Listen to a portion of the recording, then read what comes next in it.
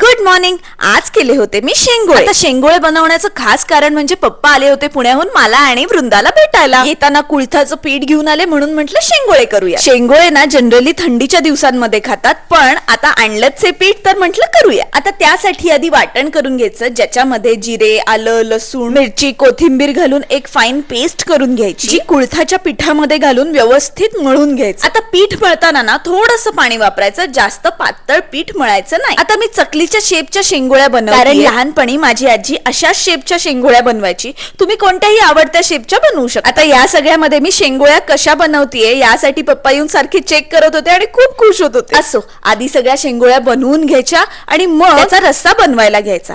त्यासाठी तेलामध्ये जे वाटण करून ठेवलेलं होतं ते आधी फ्राय करून घ्यायचं. मग कुळथाच्या पिठाचं पाणी त्या वाटणामध्ये ऍड करायचं. मग बनवलेल्या कच्च्या शेंगोळ्या या वाटणाच्या पाण्यामध्ये ऍड करायच्या आणि मग खळखळ उकळी येईपर्यंत सगळं व्यवस्थित शिजवून घ्यायचं. मध्ये मध्ये शेंगोळ्या शिजल्यात की नाही हे पण चेक करत राहायचं बरं का. आता या सगळ्यामध्ये हेल्दी आणि टेस्टी रेसिपीची पावती मला पप्पांकडून सुद्धा मिळाली.